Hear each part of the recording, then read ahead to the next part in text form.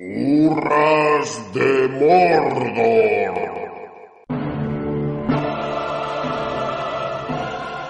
Solo quedamos nosotros, amigos míos. Todo el mundo es tonto o moderno. ¡Sí! No queremos oler bien, no queremos adelgazar. ¡No!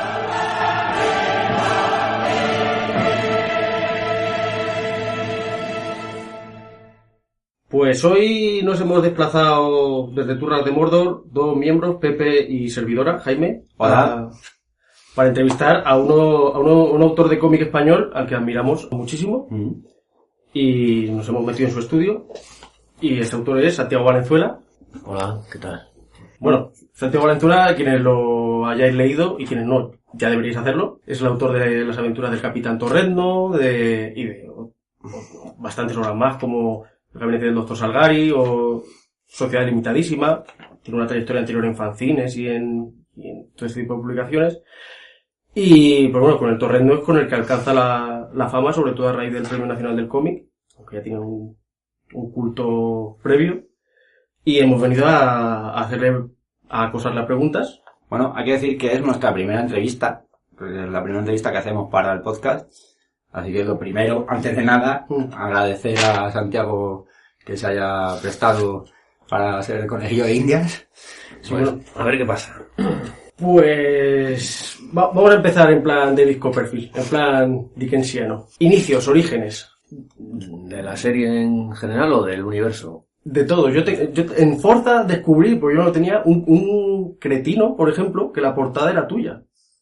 Sí, creo que había una historia, que era así como de fotomontaje, creo. Igual ni siquiera lo viste porque como era era un collage me parece que con una historia de estas de las crónicas del sin nombre, de Víctor Mora y Luis García. Vamos, era una especie de gamberrada, ¿no? Pero mucho antes de que existiera el cretino, sí, ya habían aparecido las historias del Capitán Torrendo en el fanzine Jarabe, que es anterior a esa época. ¿De cuándo estamos hablando? Del año 95, me parece. 95. Porque creo recordar que el cretino, los chavales del cretino eran compañeros algunos en Bellas Artes, eran algo mayores que nosotros, los del fanzine Jarabe. Y estos tenían un fanzine anterior que se llamaba Paté de Marrano. ¿Entonces estudiaste Bellas Artes? Sí, yo primero empecé a estudiar periodismo en el año 89, pero empecé a ver que eso era el horror y tenía la vocación un poco de la cosa esta del dibujo. Ahí en periodismo me dedicaba a hacer también pequeños tebeillos sobre los profesores y, tonterías. ¿En la Complu? Sí, pero no sé, que yo vi claramente que el periodismo no era para mí. Y entonces en el 92 me metí, hice ahí, fui a una academia unos pocos meses y al final pues conseguí entrar, por suerte. O sea que 2 carreras con futuro. ¿Cogiste directamente? Sí, periodismo no, claro, se quedó ahí. Hice 3 años, que ya está bien. Pero, lo compré en Bellas Artes, hice al final la especialidad de grabado, me parece, no estoy muy seguro, no me acuerdo muy bien. De hecho, es que ni siquiera tengo el título, porque nunca fui a buscarlo. O sea que, de vez en cuando tengo pesadillas, así que sueño de que en realidad me queda una asignatura todavía en el tercero, no sé qué. Que se me debe de contaminar con periodismo, que periodismo sí que quedó ahí a la mitad, y además con alguna asignatura horrible de segundo, por ahí, como de economía o historia del derecho, cosas de esas. Pero creo que Bellas Artes lo conseguí, creo que que aprobé todo. Y que tengo el título ahí esperando, algún día iré a poner. ¿Y especialidad de grabado? Sí, porque, en Madrid decían que era la mejor especialidad. Porque había unas instalaciones de grabado que están bastante bien, que deben ser bastante raras en el mundo, porque también es una facultad un poquillo trasnochada, por lo menos en mi época. Entonces esto del grabado, claro, supongo que en Berlín el grabado les debe sonar como algo del Pleistoceno, claro, una cosa como de arte rupestre, o el macramé o algo así. Es que te iba a decir que hacéis aguafuertes y cosas así. Claro. Y bueno, yo hacía o sea que hacía grabados muy grandes, unas planchas de metal muy grandes con torres de Babel y con muchos detalles y todo eso.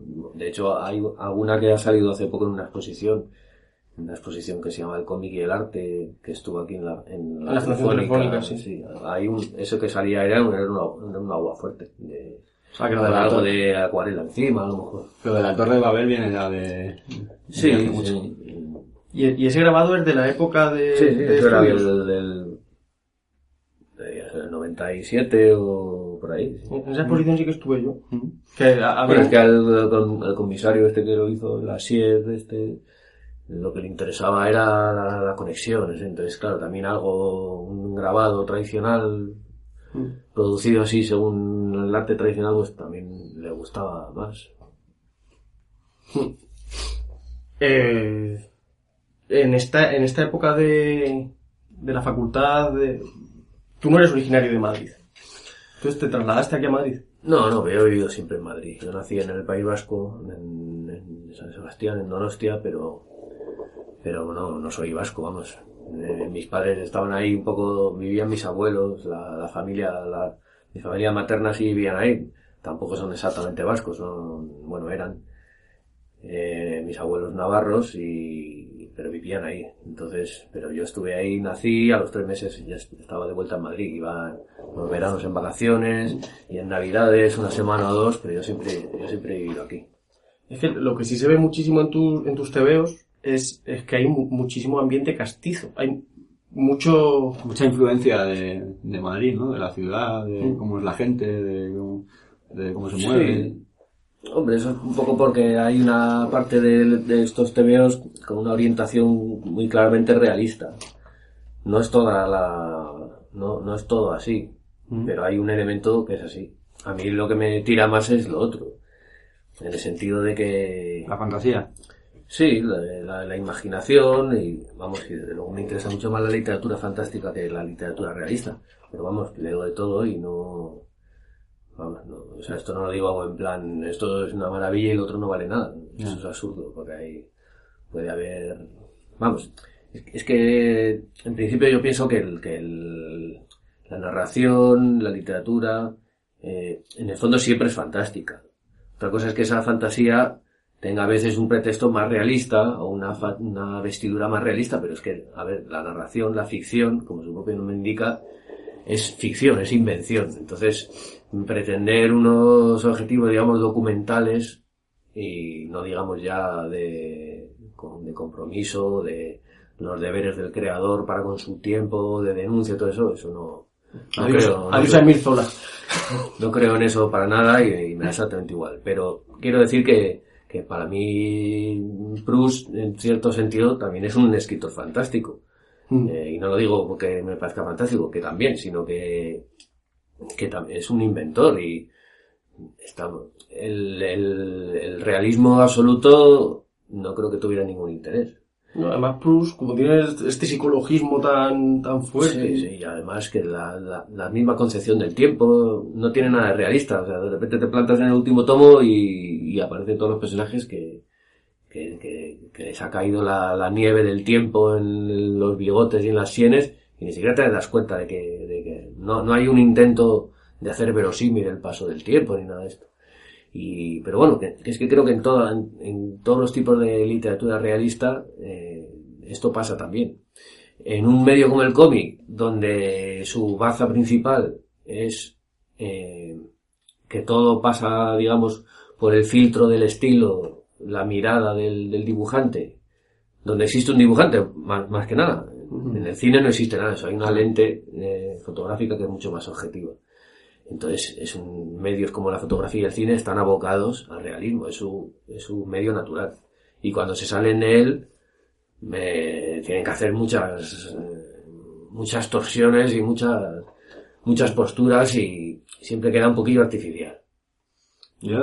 Pero el cómic es una cosa que para mí está intrínsecamente ligado a la invención. Pero el cine, por ejemplo, el cine de Méliès, uno de los orígenes del cine sí que es de vocación fantástica. Sí, pero siempre tiene una cosa un poco chirriante no sé, a nosotros en esto ya nos queda un un poco lejano, pero por ejemplo, últimamente, leyendo hace poco cosas de Machado, todo eso del Juan de Mairena póstumo, esas cosas, suelta muchos apuntes en plan, como que qué desgracia los pobres, los niños que nacen hoy, no sé qué, que nacen con el cine, esto les va a quitar totalmente la capacidad de imaginación y todo eso. Eso claro, ahora los niños con los videojuegos, eso se repite siempre. Claro, eso a nosotros nos suena un poquillo como diciendo, a mí me ha destruido la capacidad de imaginar el haber leído tebeos, yo que sé, o haber visto ilustraciones de Julio Verne y que no haya tenido, y que el Nautilus no se haya quedado en una pura posibilidad abierta a todo esto.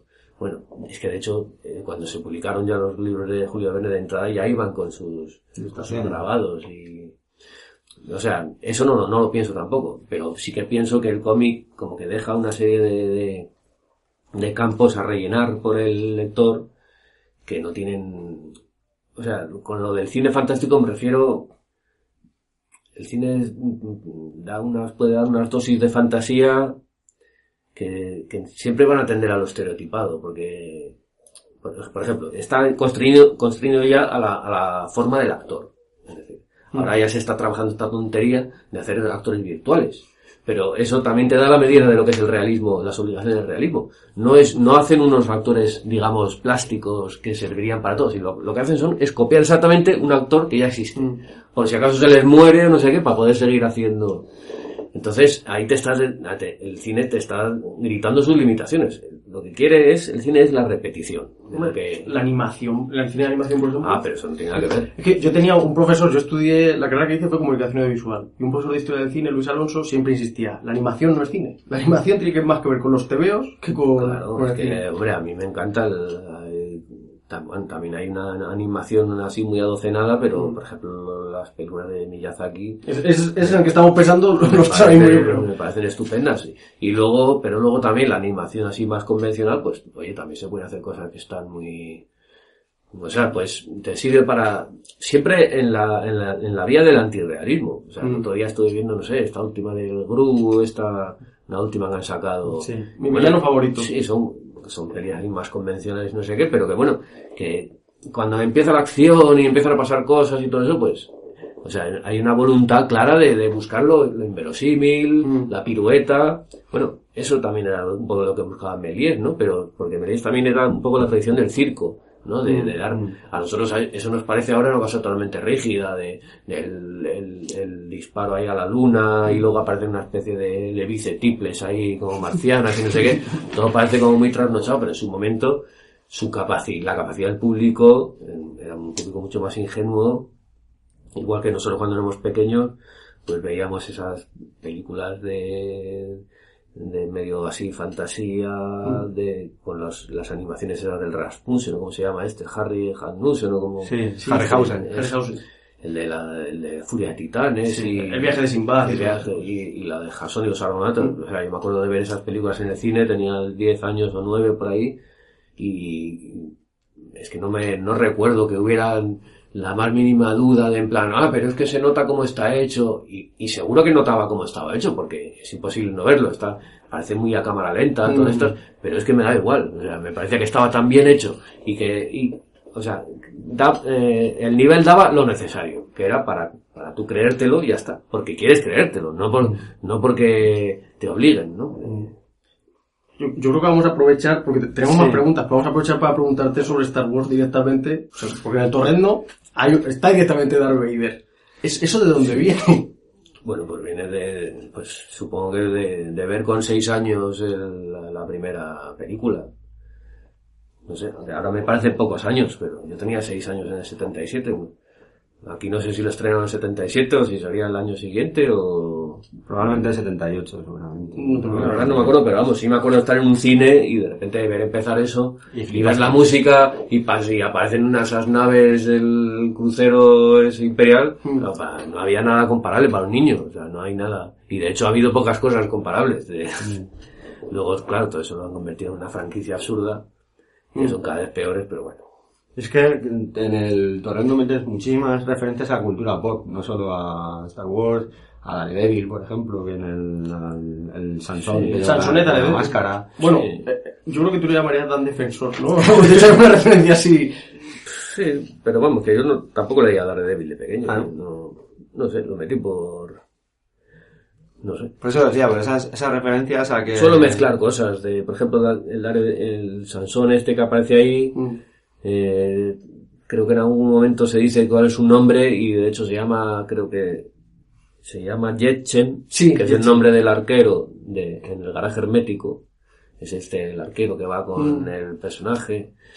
Y luego creo que el apellido es Murdoch o algo así, como... Por Matt Murdock. Sí, claro, por algo de eso. O sea que esto es afán de romper el copyright, de apropiacionismo y de lo que sea. Sí, ya te digo que suelen ser varias cosas mezcladas. También hay por ahí un mayor fatalista, que bueno, está inspirado claramente en el mayor fatal, pero también se llama Juan Jacobo, entonces también está inspirado en Jean-Jacques Rousseau, y también en un libro, ese libro de Diderot, que se llama Jacobo el Fatalista. Por eso lo de Juan Jacobo Fatalista. Aquí lo tradujeron como Santiago el Fatalista. Porque es Jacques le Fataliste en francés. Bueno.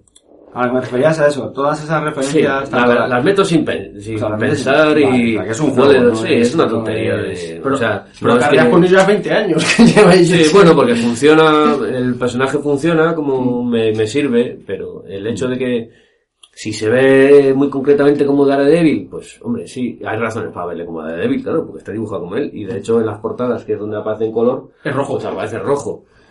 Pero, no sé, claro, yo aquí soy también un poco ingenuo, como pensando que da un poco igual, y que lo importante es la historia, cómo lleva cada personaje, y luego el juego que dé, y no me estoy parando a pensar, bueno, pero es que esto alguien lo va a ver, no se le va a salir de la cabeza que es Daredevil, entonces... Pero me da un poco igual, soy un poco ingenuo ahí. Yo tengo que reconocer que solo me pasa con Hideyoshi Vader. Con Jetchen ya llega un momento en que, pues, igual que yo soy muy seguidor muy fan de Moebius, y pues eso, veo a Mayor fatal, y me encanta la referencia. Con Hideyoshi sí que digo, es que Darth Vader. y siempre digo, pero ¿qué hay dentro? ¿Es Néstor Tortilla o no es Néstor Tortilla? Siempre tengo ahí la duda. Sí, claro, es Néstor, pero de todas formas está dibujado un poquillo distinto, tampoco es tan... Luego... Tiene nariz. Sí, luego estuve viendo y la máscara de Darth Vader es un poco distinta, así, un poco como más siniestra. Esta es un poco más samurai, ¿no? Esto también lo mezclaba con un poco con el rollo de los juguetes. O sea, claramente esta armadura de Darth Vader está basada en que hay por ahí, en algún punto del sótano, tirado un juguete de Star Wars, ¿no? Entonces, también era un poco en algún tomo, no sé si es el cuarto por ahí, él recuerda que cuando lo capturan, pues que lo llevan a una especie de tumba, enterramiento, donde hay como una estatua. Entonces se supone que esa estatua pues sería la figura, bueno, sin tampoco querer dejarlo todo clarísimo en nada de eso, pero bueno. De todas formas también, el casco de Darth Vader, como dices tú, es muy de samurái, o sea, sí, todo, este es un hombre que lidera estos ejércitos de samurái, su nombre, el Hideyoshi Takeda, me parece que está basado en la peli esta de Kurosawa, que se llama Kagemusha. Sí, la sombra del guerrero. Entonces, bueno, todos los nombres que salen están basados en cosas. Bueno, pues algunos sí, en general sí. Ya que te pones a buscar un nombre, enseguida te vienen sugerencias y entonces lo que haces es, bueno, voy a darle una vuelta a tuerca, voy a cambiar esto un poquito, o voy a hacer algo que suene un poco a esto, bueno. Menos el Torrendo, que no... Bueno, es el Capitán Trueno al final, el Capitán Torrendo. Yo siempre he pensado eso, igual es una cosa que me invento yo. Pues no, la verdad es que no. Esto era por un amigo que tenía él, a su vez otros amigos que eran unos chavales muy pesados que le ponían motes a todo, y entonces a los torrijas de los bares los llamaban torrendos. En lugar de torrijas. Sí, en lugar de torrijas, porque decían que eran como trozos de tocino, que estaban sentados en el taburete así como en la barra, medio acurrucados, como doblados, así como si fueran eso, torrendos. Y al final pues triunfó esa cosa. Y desde entonces pues siempre hablamos, vamos a no sé qué, no, que ese es un bar de torrendos, no, vamos a uno que no es de torrendos, ¿no? Y bueno, ya se quedó eso ahí. Eso lo cuenta Julián Zurraspa, creo, en Los Años Oscuros, creo que hace una referencia a toda esta historia. Ahí en el siguiente tomo vuelve a salir ese episodio, donde se dejó y que se ve como el día después. Entonces se ve como la génesis del Capitán Torrendo es ese día y de una forma totalmente casual. O sea, porque simplemente le han puesto, están ahí todos bastante chispados, le ponen un mantel, hace la gracia, no sé qué, no sé cuál. Y aquí en este episodio se ve que la noche esa se prolonga y al final el pobre Torrendo llega a su casa, se acuesta con el mantel todavía anudado. Bueno, de hecho es que ni se quita los zapatos. Y al día siguiente se va a trabajar con porque ni siquiera se da cuenta que la lleva todavía puesta. Y dice, es que no me di cuenta hasta que llegaba para el autobús. Y la había confundido con la zamarra. O sea, se pensaba que llevaba la esta, y en realidad lleva un mantel. Y aparece en el bar al día siguiente, otra vez con el mantel puesto, porque no se lo ha quitado desde ayer. Y entonces uno de los chavales, que de hecho uno que soy yo, vamos, que aparezca ahí como en plan alter ego, le dice, otra vez Capitán Torrendo. El tío ni siquiera se acuerda de lo que ha pasado el día anterior. Dice, pero ¿qué me ha llamado Torrija? Dice, no, Capitán Torrendo, o sea, que no te acuerdas de ayer. No. El bar de Mel entonces existió de verdad. Sí, lo que pasa es que no es donde aparece aquí. Yo siempre he pensado que era en la Plaza de San Ildefonso, donde la Bellas Artes, una tienda de Bellas Artes que hay allí. No. Sí, ahí había una tienda de Bellas Artes que se llamaba Placa. Pero en la otra esquina de la plaza, o sea, en la otra esquina de ese pequeño tramo, que en medio está ese bar que se llama La Ardosa, que es bastante famoso, uno de los sitios así de la caña de Madrid más famosos, que siempre está hasta arriba, que no es de Torrendo, es un bar que no es la categoría de Torrendo. La gentrificación. Pero el bar en el que está basado es un bar que se llama el Bar Sidi, que sigue existiendo y que, vamos, creo que está de bote en bote. En nuestra época era un bar de torrendos, ahora ya no es bar de torrendos, ahora es bar de jóvenes. De jóvenes que van a sitio enrollado, no sé qué, debe estar hasta arriba y con un ruido que no se puede. En la época que yo tenía el estudio ahí, en la calle Valverde, a la vuelta de la esquina, era un bar de Torrijas y anunciado en el barrio como especializado en desayunos y meriendas. Era totalmente falso, era especializado en torrijas, en torrendos. Y hay unos carteles, unas fotocopias pegadas en la pared que ponía, las máquinas se apagarán a las 21:45. Se refería a las máquinas de los Lucky Fruit, de las perras. Y había que tener de esto de hubo caldo y cosas de estas. No había hubo caldo, pero bueno, era un par de torrendos. Yo, una cosa cuando has dicho lo de que tiene su parte realista y su parte fantástica, es que hace tiempo leí en internet, no me acuerdo dónde, que definían las aventuras de Capitán Torrendo como una mezcla entre fantasía épica estilo Señor de los Anillos, fantasía al estilo Borges y cómic underground español al estilo Lígula. ¿Qué opinas de esa definición? Bueno, pues un poco va por ahí. Lo que menos me gusta es lo del Señor de los Anillos, porque no es que tenga algo contra el Señor de los Anillos. A ver, los libros no los he leído, he visto las películas. Y antes de pequeño vi la película esa de animación. La de Banksy, que también la vi y me pareció una cosa increíble, porque era como un nuevo mundo. Pero bueno, el caso es que no me metí en ese mundo, ¿no? Nadie me regaló esos libros, en esa época no era ni muchísimo menos como fue luego que todos los adolescentes lo leían y todo eso. Entonces, bueno, me quedé fuera de ese. Lo que me da un poco de pereza todo esto es que parece que solo hay una cosa en el mundo. Entonces, que en cuanto se hace algo, esto es el estilo del Señor de los Anillos. Entonces, el Señor de los Anillos ha acabado por acaparar esta forma de esta fantasía, pero y además de una fantasía muy concreta, que también hace que cada vez que salga la palabra fantasía, inconscientemente la gente se remita a eso. Tiene que haber elfos. Y claro, para mí la fantasía no tiene nada que ver con eso. Para mí la literatura fantástica no es el Señor de los Anillos, que me parece bien que exista, no hay problema. Tengo amigos que me dicen que está bien y que no sé qué, no sé cuál. Pero para mí sería lo que dices de la literatura de Borges, que no tiene absolutamente nada que ver. Pero bueno, en algunos aspectos sí tiene algo que ver. Yo creo, y corrígeme si me equivoco, que en el Torrendo, más que la fantasía épica al estilo de Señor de los Anillos, sería la fantasía épica clásica. Hay Homero ahí. La Odisea, la Ilíada. Bueno, que no es fantasía. Es que por eso también antes decía que todo lo que para mí la literatura de la ficción es fantástica. Pues, bueno, es que la literatura siempre ha sido fantástica. Hasta que vivimos en un mundo burgués. De apego a la materialidad y al dinero, y entonces aparecen la novela realista y la denuncia de que debajo de todo la mezquindad humana y el dinero, bueno, lo que es Balzac y estas cosas, que es también un aspecto de la literatura que a mí no me interesa mucho. Antes de eso, la literatura es fantástica, porque, o sea, la Ilíada, que es mucho menos fantástica que la Odisea, también tiene sus aspectos fantásticos. Aunque solo sean los aspectos de la mitología, de los dioses que se involucran y todo eso. La Odisea ya es pura fantasía. Pero bueno, que es que todo, los romanos, que la literatura latina, que es bastante menos fantástica, que era una gente bastante más apegada con los pies en el suelo, bueno, la Eneida también tiene muchas cosas fantásticas, aunque es verdad que es una imitación de la Ilíada. Pero bueno, luego la literatura anglosajona y la literatura nórdica, todo eso está lleno de elementos fantásticos. Si es que en realidad, es que aquí no nos damos muy bien cuenta, pero la literatura española fuera de España es conocida por el realismo, prácticamente por haber inventado el realismo. Es decir, en Alemania, a los alemanes no se les ocurrió hacer algo como la novela picaresca.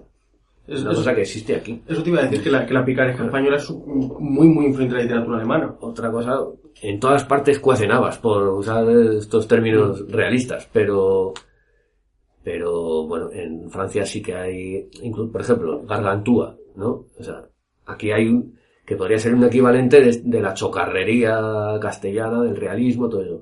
Pero también hay mucho elemento fantástico, aunque sea paródico y burlesco y de desmitificador, pero lo hay.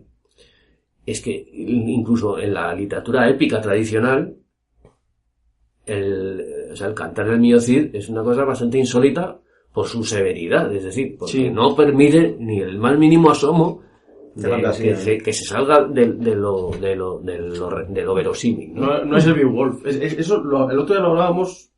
De hecho, en un programa que hicimos, el de la resurrección, sí que hablábamos sobre que en España, o sea, hasta Cervantes, que parece que está escribiendo fantasía, es un materialista absoluto. Es muy, muy y eso que está haciendo una parodia del género fantástico que existía entonces, que era la novela Caballerías, donde sí que había viajes por el aire y todo esto. Supongo que también en esa época ya había cierta influencia de las Mil y una noches pero vamos, que esta manía, esto tiene que ver mucho, yo creo, que con la falta de cultura que hay aquí, con este apego pedestre. Entonces, es muy típico de sitios donde hay pocas luces y poca imaginación y la gente se mueve más por lo de que oye campanas y no sé qué. Es muy típico eso el decir, hombre, no, pero es que no me vas a comparar una simple invención no sé qué con algo de verdad. Lo mismo que aquí siempre va a tener más peso la cosa trágica que la cosa cómica, porque o sea, eso es también una diferencia fundamental con el mundo anglosajón. Pues eso es culpa de Aristóteles. Bueno, pero los ingleses también leyeron a Aristóteles. Y eso no les convirtió en unos fanáticos de decir, no, es que todo esto es en plan broma, no, es que esto es una cosa ligera. Hombre, en nuestra época ya afortunadamente hay escritores con mucho humor y eso, pero veamos que el camino de las letras españolas, castellanas, ha sido muy duro de realismo, de tragedia, tremendismo, todo esto, confundiendo todo eso con contrarreforma pura. Confundiendo todo eso con profundidad y con las cosas que importan o sea, un delirio, vamos. Yo, hace poco, leyendo a Alan Moore, en un prólogo que hizo para una adaptación de Corben de La casa en el confín, de Hodgson, decía hasta mediados del siglo XIX finales, todo era literatura muy válida. Entonces llegó Jane Austen y todo tenía que ser comedias de salón y cosas así. Y ahí de golpe estaba la esencia, la verdad. Entonces, Algernon Blackwood, Hodgson, todos estos que editan ahora en Valdemar, ya eran unos descastados, ya no hacían literatura, ya en cuanto entraron en el pulp y en esto, pues ya, cosas para más. Puede ser que hubiera una primera oleada de uniformización del gusto, precisamente con la primera oleada de un público masivo, ¿no? Cuando se empezaron, Dickens, toda esta gente, no se puede entender sin la aparición de un público de repente masivo al que vender lo que es vivir de las letras, algo que era impensable hasta entonces. Vamos a cambiar un poco de tercio. Borges decía que había 4 historias esenciales: el sitio de una gran ciudad, un regreso a casa, la búsqueda de un tesoro y el sacrificio de un dios. Yo en el Torrendo, de momento, ya he visto dos asedios, al menos. El regreso a casa, el Nostos, deduzco que todavía no. El sacrificio de un dios, y perdón por el destripamiento, con la muerte del Torrendo, que ya es nombrado caudillo y además el sumo sacerdote le nombra sucesor y tal, casi lo tenemos ahí. En el momento que estamos hablando de esto, el último que hemos leído es papel y no sabemos cómo va a seguir. Y, o sea, va por ahí va a buscar un tesoro, una expedición. Falta mucho de expedición, porque la expedición es fundamental. Pero vamos, de todas formas, eso es un texto de Borges un poco chorra, ¿eh? Hombre, le faltan tipos de historias a cascoporro, a Borges. Se puso ahí en plan espléndido, en plan, vamos a hacer aquí unas pequeñas definiciones y a empatar un poco al personal. Las 12 pruebas de Heracles se las pasan por el... Yo añadiría la de alguien que quiere echar un polvo, que eso también es otra historia que se da siempre. Eso lo hace Carlos Jiménez en Rambla Arriba, Rambla Abajo, es el que mejor lo ha hecho nunca. Sí, si es que esto en el fondo, cuando tienes digamos un esqueleto de una historia, que aquí ese esqueleto salió muy rápido que te conecta con lo que estábamos hablando antes del realismo, de no sé qué, que antes te decía, hay un elemento realista en las historias del Capitán Torrendo. Y ese elemento realista viene de los orígenes del personaje. El personaje empezó en esto de fanzine, el Jarabe, todavía en los años 90. Eran historias cortas y transcurrían todas como en el mundo de esa fauna de los bares de Madrid. De los bares de lo que en mi tiempo más o menos se llamaban los bares de viejos. Sí, ahora también. El bar Tascón, de Portamurdo. En mi época no era tanto bar de viejos, esto ya lo decían un poco mis amigos un poco más jóvenes. Nosotros realmente no tenía mucha denominación. Luego pasaba a llamarse lo del bar de Torrendo y ahí se quedó. Lo digo para no confundir con bares, yo qué sé, de jóvenes o bares de moda o tampoco con otra cosa como bares como antisistema, algo así, que también existía eso y que de hecho hay un género, había algunas historias por ahí, ¿no? De Pedro Pico y Pico, eso, o sea, que ese era un submundo bastante temible. Bares con cabezas de gamba en el suelo. Sí. O sea, en el sentido de... También es porque yo, cuando empecé en la facultad y eso, descubrí esos bares, porque donde yo vivo nunca había ido a ese tipo de bares. Yo iba a un colegio que estaba fuera de Madrid, que íbamos en la ruta, no sé qué, o sea, que yo realmente ese mundo no lo conocía nada. Y bueno, empecé a hacer esas historias. Esas historias ya tenían eran historias humorísticas, sobre todo. Bueno, absolutamente no había nada que no fuera humorístico.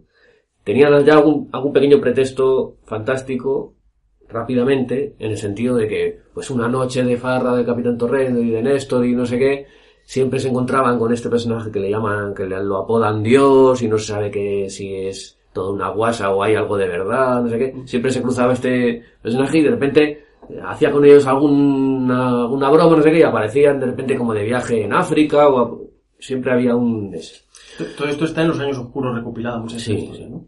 Y entonces llegó un momento, claro, en que yo estaba ya un poco harto de esas historias de bar, que además el dibujo era un poco siempre lo mismo, era un personaje así como de codos encima de la barra, me pedía otra cosa al cuerpo. Y entonces la evolución natural fue decir, voy a coger aquí a estos personajes y voy a hacer con ellos algo que se salga del realismo, pero sin que ellos dejen de ser ellos. Por tanto, su comportamiento dentro de estas peripecias fuera del realismo seguirá siendo realista, porque ellos son lo que son y no pueden cambiar. Y entonces, claro, que no lo pensé conscientemente, en plan, ¿qué opciones tengo? No sé qué, no sé cuál. ¿Qué hago? ¿Una parodia? No sé qué. Eso no se me pasó por la cabeza, porque además ya te digo que no es que no solo no conozca bien el señor Señor de los Anillos, sino que no conozco nada de esa literatura. O sea, no he leído lo de los anillos, es lo que me parece más atractivo. Esas otras cosas ¿cómo se llama este? El de Conan. Yo creo que eso debe ser ilegible. Y luego el mundo del terror, eso del otro, ese pero que eso no me atrae nada. No, o sea, que no me planteé nada de eso. Pero había escrito un cuento, con una intención así medio literaria. Nos has dado en el gusto. Con Conan. Muy fan. Bueno, que sí que algunos TVOs de Conan leí y me gustaba ahí el mapilla ese de Cimeria, no sé qué. Pero bueno, es que al final siempre era lo mismo. O sea, tanto mundo mítico, Cimeria, antes de la, o después de la caída de la Atlántida, no sé qué, para luego acabar siempre en lo mismo, unos mamporros y unos mandobles y no sé qué. Y yéndose con rameras, que eso es lo que acabamos con esa palabra. Y luego además, eso de la espada salvaje de Conan, no sé, era una cosa ahí como un poco medio cutre no me convenció. Hombre, había los primeros esos de Barry Alfredo Wilson, Alcalá. No, Barry Wilson Smith era Conan el Bárbaro. Luego, pues, en la espada salvaje estaba Alfredo Alcalá y un buste más. Sí, pero eso no me gustaron. Y lo de Lovecraft, no, es que no puedo. Es que no entiendo lo que se persigue ahí. No sé, para gusto. Bueno, a lo que iba. No ibas por ese camino. No iba por ese camino porque es que no lo conocía. Claro. Entonces, ¿qué podía hacer? Justo había escrito un cuento que era sobre, no sé si ya se le definía como un viejo funcionario o simplemente era un tipillo que un día crea sin darse cuenta una civilización en su casa. El cuento era así, simplemente.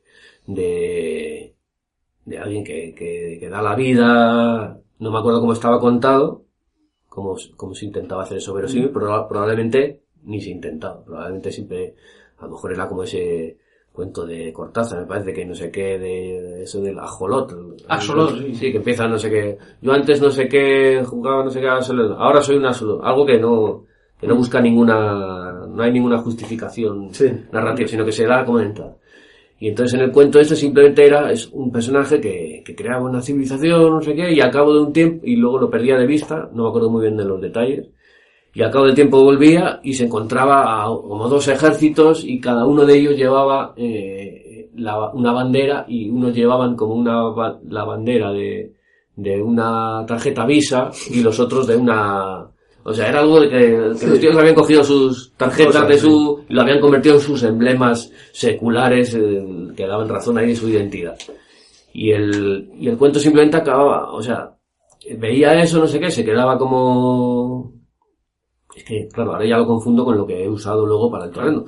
Pero creo recordar que sí, que todo este episodio estaba ahí y que el personaje se planteaba recuperar a esta creación suya y convertir eso en una especie de paraíso. Os voy a traer la edad de oro, yo os he creado aquí un poco irresponsablemente y ahí habéis caído en la estupidez y en la maldad y estáis aquí con guerra de religión, con una bandera de la tarjeta Visa y yo voy a traer aquí la felicidad, os voy a explicar todo. Y el día que va a solucionarlo todo, llega a su casa y ha explotado porque ha habido una explosión de gas y no sé qué. Y entonces el tipo se siente tan pequeño, ¿no? Lo que en el torrendo no se explica, pues en el cuento se explicaba, ¿no? El tío se siente tan pequeño y tan manejado por los hilos del azar como sus criaturas y entonces se le da un infarto y se muere. Que es lo que no llega a pasar en el torrendo. Bueno, no acaba ingresado y... Claro, en el torrendo no se muere. En el torrendo simplemente le da un síncope de ver. Decidiste mezclar las dos cosas, ¿no? Claro, tenía ese cuento. Entonces de repente se me ocurrió y dije, puedo convertir a este personaje, puedo llevar a este personaje que en este cuento seguramente estaba mucho más abstracto, le puedo arrimar a él un poquillo hacia lo realista y le puedo dar una última vuelta de tuerca que es convertirle en un viejo funcionario y ahí lo que dice es que me inspiré en mi padre. Mi padre todavía vive, lleva jubilado 1000 años, era un viejo funcionario y se me ocurrió y bueno, con anécdotas suyas de su vida y bueno, imaginándolo como si mi padre no se hubiera casado y no hubiera sido mi padre, cómo sería en el centro de Madrid, mi padre tampoco ha vivido nunca en el centro de Madrid, pero cómo sería ahí perdido en un inmueble del centro, de la calle Valverde, que es donde yo tenía el estudio, y entonces la mezcla fue esa. Y la cosa ahí nace José Hilario.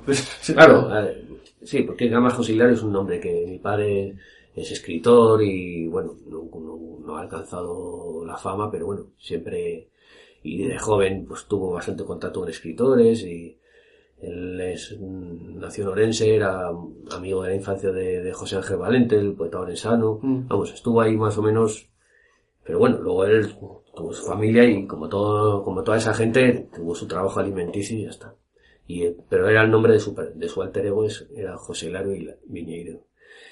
Y bueno, tenía esos elementos, entonces de repente lo vi como muy claro. O sea, por un lado este personaje, el viejo funcionario, al cual le puedo dar vida gracias un poco a estos recuerdos de mi padre y todo esto. Y por otro lado tengo estos torrijillas que realmente hay una necesidad de tirarlos al mundo para ver qué pasa con ellos, cómo se manejan. Entonces dije, coño, es que en este pequeño cuento donde se habla de ejércitos de iconoclastas, en el cuento ya se mencionaban los iconoclastas, que eran los que llevaban la visa, ¿no? Y creo que los que no eran iconoclastas llevaban un American Express. Y entonces, que lleva creo que a Atenea, ¿no? O la tarjeta creo que lleva una diosa, lleva la diosa este busto de Atenea. Que esos serían los no iconoclastas, bueno, porque adoran imágenes. Entonces, dije, en este cuento cabe un mundo entero. Y en el primer momento lo llené con muchas cosas, pero claro, ni comparación con lo que luego le he metido. Pero ya en ese momento dije, aquí cabe un mundo entero. Entonces lo que voy a hacer es, en vez de hacer la típica cosa de estas cosas tan artificiales, tan trilladas, de como que va por un agujero de gusano o viaje en el tiempo, no sé qué. En vez de hacer eso, vamos a hacer que efectivamente cambie de plano de lo real, vaya a un mundo distinto, pero que ese mundo distinto en realidad esté a 100 metros del bar donde iba toda la vida, y sin saberlo está en un sótano al lado, y sus compañeros de farra, de esa vida fundamentalmente coñazo, porque en el fondo, el medio de la historia del Torrendo, en el fondo es casi moralista, es como, es un rollo de mejórate a ti mismo. Pues es verdad, es que la vida de los torrendos es una vida muy coñazo, es una vida que no va a ninguna parte. O sea, aparte de sea un alcoholismo más o menos duro, ¿no?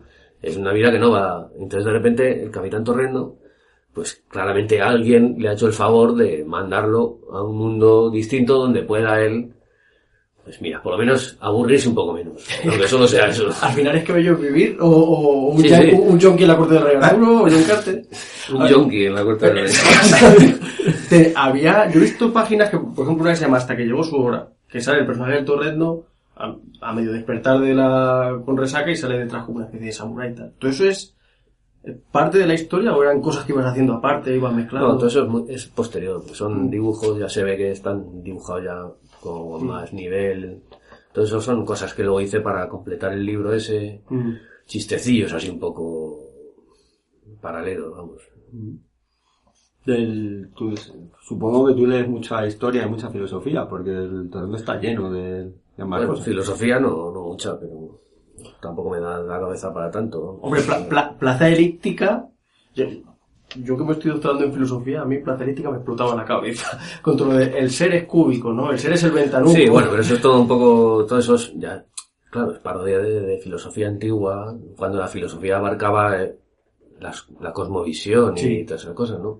Sí, a ver, No, digo suena que- presocrático todo eso que... Claro, es que precisamente es una parodia de todo eso. Bueno, parodia y no parodia, o sea, son cosas que me interesan. Tampoco tengo siempre el espacio para desarrollar esas cosas, porque claro, al lector medio le suena a chino. Si lo das así lleno de ilustraciones en plan y con la broma de que el mundo es cúbico porque todo es un sótano y como las cosmovisiones de los distintos pueblos y civilizaciones que han surgido ahí, pues entienden el cosmos como una serie de cubos cada vez mayores, insertos uno dentro de otro. Claro, luego inmediatamente salió el tema de la gnosis, ¿no?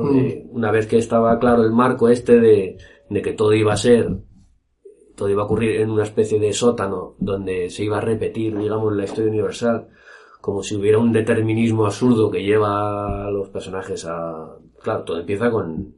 Bueno, es que aquí habría que explicar mucho. Toda esta versión, todo esto de la historia original, al pasar a Torrendo, claro, hubo que... Lo convertí en la historia de Adán y Eva. Es decir, empezaba con un viejo funcionario que simplemente crea un par de figuritas y entonces, sin darse cuenta, crea un jardín del Edén, ¿no? También por intervención de una tercera persona que es la que la que da siempre la nota fantástica, que es este personaje Dios. Sinforoso la fuente. Sí. Entonces...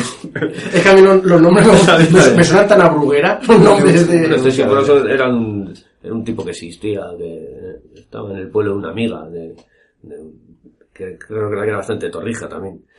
Pero vamos, un día en el pueblo de esta amiga, no sé qué, se acercó por ahí un tipillo, no sé qué, y le saludó, y le dije, ¿y este quién es? Y dice, no, Don Sinfo. Pues así se quedó, Don Sinfo.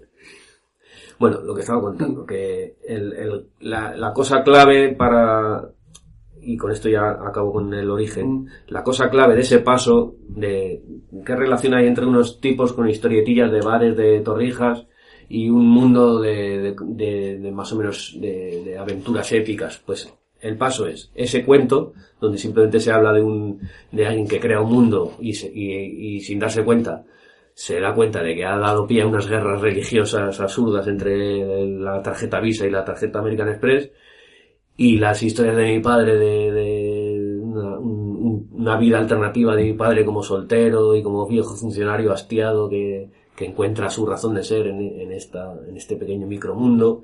Pues el elemento que falta ahí, que también salió por sí solo al hacer Horizontes, es el del homenaje bíblico. Es decir, el de la primera pareja. Lo que en el cuento era una cosa así más abstracto, en el TV se convirtió en una persona que simplemente hace un par de figuras de Adán y Eva, que está haciendo una especie de Belén o algo así, en una mesa, y que se ha comprado un bonsái en Canarias y tiene como unas palmeras de plástico, no sé qué. Ha hecho ahí como una especie de jardín terrenal cutrísimo, absurdo, no sé para qué, para pasar las tardes, porque hay un sótano debajo de su casa que nadie usa y donde todos los vecinos meten ahí pues muebles viejos, libros, lo que sea. Y entonces él se dedica a hacer esas cosas, y hasta que un día de repente en la oficina le dice, pero bueno, qué tonterías haces tú, o sea, ¿a dónde quieres ir a parar con esto? Y entonces el hombre se queda así como muy frustrado, y esa misma noche se encuentra con un tipo extraño en el bar de debajo de su casa, un bar en el que él nunca entra, porque él no es torrendo. Se encuentra ahí con este tipo, que resulta ser el tal Don Sinforoso, una especie de tipo célebre ahí en la parroquia, y este le da a entender no sé qué, que le toma el pelo, con sus tácticas de abrasión y de sableo, y al final consigue que le invite a no sé cuántos coñacs, a no sé cuántas rondas, desaparece, el pobre viejo funcionario se despierta y dice, pero ¿y este tío, vaya rollo lo ha metido? Me ha obligado a tomarme ahí 4 coñacs, que estoy casi al borde del colapso, se ha ido sin pagar, y me ha empezado a contar que qué pediría yo si pudiera pedir un deseo y no sé cuál. Qué horror. Y entonces sale del bar, llega a su casa, y entonces de repente ve que hay como que se ha dejado la luz encendida en el sótano donde tiene su pequeño jardín del Edén. Entra ahí y descubre que sus 2 figuritas de madera pues han cobrado vida. Y ese simplemente es el pistoletazo de inicio de toda la serie. Y ya está. Y ahí está ya toda la historia. Igual que estaba toda la historia en eso de una persona que crea un micromundo y de repente se encuentra guerra de religión, pues esto era como el paso fundamental que permitía hacerlo todo mucho mejor. Tienes ahí de repente a la primera pareja que ha salido por intervención cuasi divina, y ¿qué tienes? Un creador que no es responsable de su creación, porque en realidad es como un deseo que le han concedido sin que él casi lo pida, y en medio de los vapores etílicos.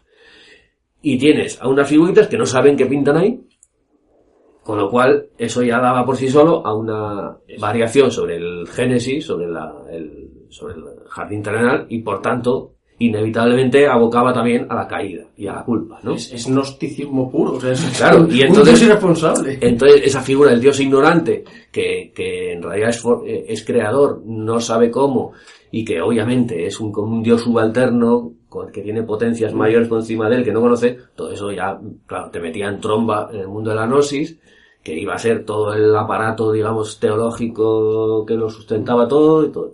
O sea que todo salió muy sencillo, unas cosas llevando a las otras.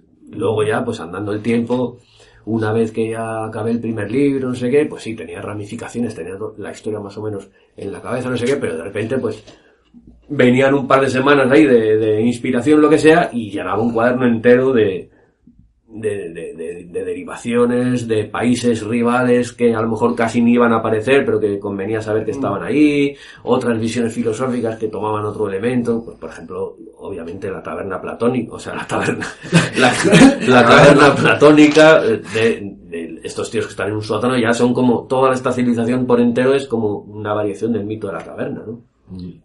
Pero con chapas de la Virgen, ¿cómo se llama? Nuestra Señora de Linarejo. Bueno, es que el personaje que aparece, que es este Pepón, que es uno de los chavales que aparece ahí, es que de hecho en su AX tenía una chapita de Nuestra Señora de Linarejo. Yo te quería preguntar por la importancia del tamaño en la historia, dentro de la historia, o sea, ¿por qué van cambiando los personajes de tamaño, todo eso es...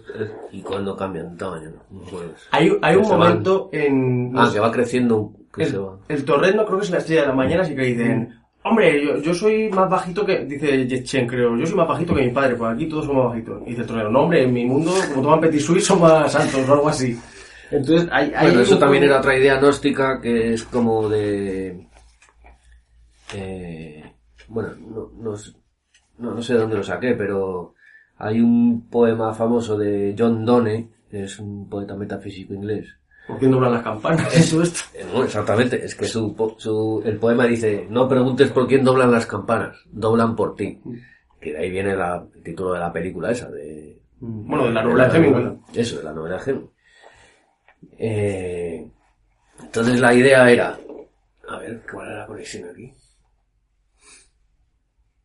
Ah, sí, bueno, en Babel hay una broma que le dice el sensei al shogun, le dice, en el libro de Mahariba, que es como su libro canónico de los gnósticos tibetanos estos, dice, hay una sentencia que dice, no preguntes por quién grita la parturienta, grita por ti. Es al revés. Pero por una idea de que, la idea es que, cuando Don Sinforoso le concede el don de la vida a este micromundo y hace que estas dos figuras de Adán y Eva cobren vida, digamos que le está dando un préstamo de energía vital, pero limitado. Es decir, lo que alcanza para esta pareja, luego hay que repartirlo entre todos. Entonces, cuando empiecen a ser millones, cada vez van a ser más pequeños. Entonces, aquí yo creo que debía ser un poco homenaje al hombre menguante, algo así, al increíble hombre menguante. De que todos van siendo cada vez más pequeños y no sé muy bien por qué. Ya no recuerdo muy bien por qué. A lo mejor es porque me di cuenta al empezar la historia que los estaba haciendo demasiado grandes, o simplemente que la historia de Adán y Eva tenían que ser más grandes por narices, porque no podía ser una cosa pequeña. Y claro, eso era irreconciliable con el hecho de que cuando vuelva el demiurgo, cuando vuelva el viejo funcionario y se encuentre ese mundo que ha cobrado vida y que de hecho han salido civilizaciones y todo eso, es imposible que tienen que ser muy pequeños, porque si no es imposible que un charco sea un mar, que los de la mesa sean un país montañoso que está en guerra con los del no sé qué, que el sofá sea... Simplemente era imposible.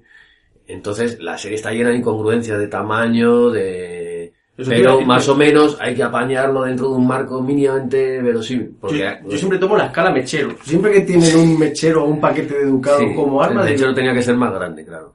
Pero luego, por ejemplo, hay un problema gordo que hay en el segundo tomo. Hay una lucha de montados en camaleones enanos alrededor de una botella de Bacardí. Que uno de los camaleones ve de repente el murcielaguillo ese del Bacardí, que cree que es un bicho y se queda pegado ahí con la lengua. Claro, eso no tiene sentido, o sea, porque la botella tendría que ser mucho más grande. Pero aquí se me ocurrió una excusa que no es una botella de Bacardí, es de esas pequeñitas aviones. ¿Y eso está explicado? No, pero ya se explicará, ya se dirá.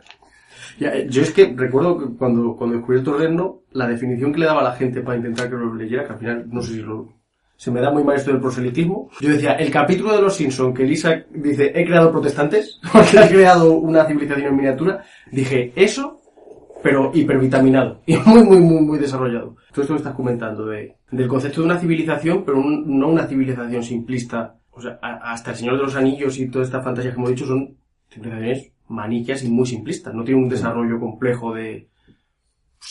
Pues esto que está contado, de un desarrollo filosófico, una gnosis, Bueno, yo creo una cosa que también se olvida frecuentemente en lo del Señor de los Anillos, que no es culpa del escritor, de Tolkien, sino es culpa del éxito que ha tenido, que en el sentido de que ha acaparado lo que decía, que ha acaparado la cosa fantástica, también a la gente se le olvida que esto no es una fantasía caprichosa que se inventó el hombre. Todo esto era un homenaje a la mitología nórdica, Sí. a la mitología germánica. Por tanto, todas esas cosas, digamos que hasta donde se me alcanza, que yo ya te digo que ni conozco bien los libros, no los conozco nada, pero bueno, creo que más o menos, habiendo visto las películas esos, te haces un poco de idea del universo, y tampoco soy desde luego un experto en mitología germánica, pero yo creo que todo lo que hay en esos libros está en la mitología, y él digamos que lo redondeó, lo hizo bien, y lo hizo todo coherente y todo eso.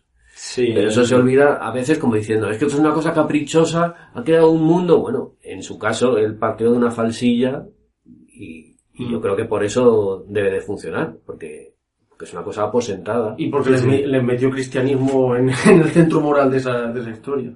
Es lo Sí. que hacía Tolkien. Bueno, lo que quería decir es que creas una complejidad de pensamiento y ganas por acumulación, es lo que yo creo. Porque cada capítulo yo recuerdo estar leyendo todo el sitio de Deneim y decía, había páginas enteras que desarrollaban, vamos a plantear la defensa de Deneim por este lado. Decía, bueno, parece que ya han llegado a una conclusión. Y decía, no. Ahora la contrarréplica. Yo decía, como dibujante y guionista, digo, con lo que cuesta hacer una página, yo al principio decía, ha malgastado una página entera, y después decía, no, es que por la acumulación de estas cosas, que se va creando mucha riqueza del mundo y todo esto, y decía, al final, con esto me gano. Que a mí lo que me llamaba la atención era eso, la acumulación de referencias, la combinación entre lo más casposo, las galas de televisión española, y luego pues Platón y los iconoclastas. Yo decía, ¿de dónde sale esto?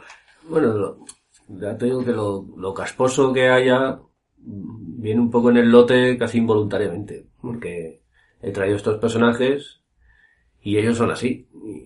Y bueno, me parece bien que a la gente le guste, sobre todo me alivia, porque en realidad es un mundo que tampoco es el mío. O sea, yo tampoco soy una rata de bar, y tampoco... Bueno, sí que en épocas he frecuentado los bares de Torrendo, pero vamos, que en mi casa no había gente que se bajara al bar ni nada de eso. Tampoco... Bueno, me parece bien que haya conseguido dar ahí un poco de verosimilitud y eso, pero que tampoco lo busco. Yo creo que es un poco también una cosa que vengo arrastrando del origen de estos personajes y de las primeras historias, y que se ha quedado ahí, pero poco a poco yo creo que va a haber cada vez menos de eso. Unos personajes que a mí me llaman la atención mucho, pues son muy misteriosos, los técnicos, por ejemplo. Bueno, los técnicos, eso quizás sea la referencia más clara, de la mezcla más clara de homenajes y todo eso, porque yo creo que eso viene bastante claramente de los técnicos, que también se llaman así, de la serie de Linkal, de Moebius y Jodorowsky. Pero bueno, por otra parte son una figura también muy tópica de cualquier relato de ciencia ficción, de este futuro aséptico. También me acuerdo de una serie ya que habéis mencionado a Juan Jiménez, una historia que se llamaba Basura, que salió publicada en Zona 84. No sé si luego tuvo una segunda parte, ¿no? A mí me gustó, vamos, era una especie de fábula ecologista. Eran muy parecidos también, gente calva, no sé qué, pero vamos, luego con el tiempo he visto esa película de Lucas. THX, eso es lo que pensaba yo siempre. Que bueno, también son calvos, los nombres son números, y claro, no la había visto, pero pienso, no la he visto, pero sabía de ella lo suficiente como para saber que eran calvos y que llevaban números. Pues a lo mejor sí, pero a lo mejor no. Quiero decir que en cuanto te metes en un camino que ya está bastante, o sea, digamos una autopista del tópico, es un arquetipo, claro. Ya estás, en cuanto te metes por esos caminos un poco... Mira, te voy a contar una anécdota que esto lo ilustra perfectamente. Hace como 10 años o por ahí, empecé a hacer un proyecto de guión, que esto, me parece que eso lo mandé a los de Astiberri, o más años, no sé. Pero bueno, era una historia además creo que me llegué a poner en contacto con Beroy, este dibujante de los 80, José María Beroy, que entonces estaba medio, que llevaba mucho tiempo sin hacer nada. Le mandé quería como volver, le mandé algo, Luego le mandé otra que le gustó más todavía, pero bueno, como es habitual, al final no se hizo nada. Pero bueno, el guión de esta era una serie de ciencia ficción, estaba ambientada en una especie de planeta paradisíaco verde, los humanos eran los malos, llegaban con unas máquinas cosechadoras de 1 kilómetro de largo, los habitantes de este planeta eran azules, había como dos especies, unos eran como más de la llanura, más robustos, otros eran más arborícolas, que eran muy longilíneos. Los humanos llegaban, los iban arrinconando, al final había una guerra, la batalla final era en una especie de bosque gigante dentro del bosque gigante, o sea, con unos árboles no sé qué. Los pitufos contra Gargamel. Esa es la historia. Bueno, claro, luego cuando vi Avatar dije, o sea, esto es exactamente igual. O sea, toda la historia, quitando el aspecto de los avatares, que es lo que más gracia tenía la película, ¿no? Pero claro, y luego leí una entrevista que le hacían a esta escritora que es muy buena, escritora de ciencia ficción y de fantasía. Ursula K. Le Guin. Que ha muerto hace poquito además. ¿Se ha muerto? Se murió hace un mes o 2. ¿En serio? Ah, pues no me había enterado. No lo sabía. Bueno, es que en Turras de Modo siempre hablamos de muertos y siempre pues en paz descanse. Joder. No, a mí es una... Hay videos que me encantan. Y bueno, leí una entrevista donde le decía, me parece que era de Jacinto Antón, del periodista de los pocos periodistas que les interesa un poco este tipo de literatura, y le decía, ¿qué opino al ver Avatar? No sé qué, porque por lo visto ella debe tener un libro, es uno que no me he leído, que se llama... El nombre del mundo del bosque. Que debe tener algo muy parecido. Sí, es muy entonces ella decía, pues sí, claro, sí, no hubiera estado mal que hubieran dicho algo, no sé qué, pero claro, yo luego me quedé pensando, pues es que probablemente... Ni lo conozcan. No lo conozcan de nada, porque yo he escrito una cosa exactamente igual 10 años antes de que saliera Avatar y es exactamente lo mismo. ¿Y qué pasa aquí? Que estamos en una auténtica autopista del tópico. Es decir, haz idea un encuentro con alienígenas, idea un planeta al que llega el ser humano. O sea, ya tienes todas las papeletas para que la historia vaya punto tras punto a ser eso. Porque, ¿qué pasa? Estamos en un momento de que nos estamos cargando el planeta, o tenemos la percepción de que nos estamos cargando el planeta. Por tanto, casi inevitablemente las fantasías de otros mundos van a ser mundos paradisíacos y mundos verdes, no sé qué. ¿Cómo va a llegar el ser humano? Siempre va a llegar haciendo lo mismo que hace en su planeta, es decir, cargándoselo todo. A lo cual se le añade, por supuesto, toda la tradición del western, porque esto no es más que un western hecho en plan los pieles rojas son los nuevos. Sí. Que además los pieles rojas tienen esta cosa de, si no están en los árboles, pero bueno, son como gente natural, con los caballos, no sé qué, no sé cuál. ¿De qué color van a ser los extraterrestres? No pueden ser verdes, porque entonces van a ser hombrecitos verdes. Sí. Y además se iban a confundir con la vegetación, no se les iba a ver. No pueden ser rojos, porque va a parecer una cosa como de la época de McCarthy. No pueden ser marrones, porque va a aparecer algo sobre el Islam. No pueden ser amarillos, porque va a aparecer como la amenaza del peligro amarillo. Blancos no van a ser, porque van a ser albinos, van a ser una gente de saboría. Entonces, ¿qué van a ser? Pues tienen que ser azules por narices, o sea, o azules o fucsias. Porque pero fucsias, claro, sería una mariconada. Entonces, porque si son negros tienes Tintín en el Congo. Claro. Por eso. O sea, pensando, la historia llevaba eso, o sea, 1, 2, 3, 4, 5, ya estás ahí. Por eso todo esto lo estaba comentando porque he contado esto. Por los calvos, por los técnicos.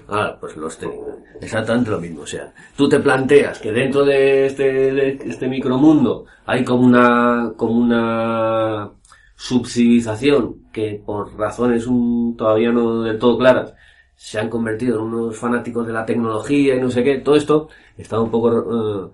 se supone que los técnicos vivían como en los intersticios de la pared, ¿no? Entonces... Están entre nuestro mundo y el mundo... Son como los habitantes del límite. Y en algún momento les llama... la gente del muro los llaman. Entonces también era la idea de que en el muro es donde están las conducciones de la luz, donde están las tuberías. Entonces ellos están, digamos, en contacto con el aspecto...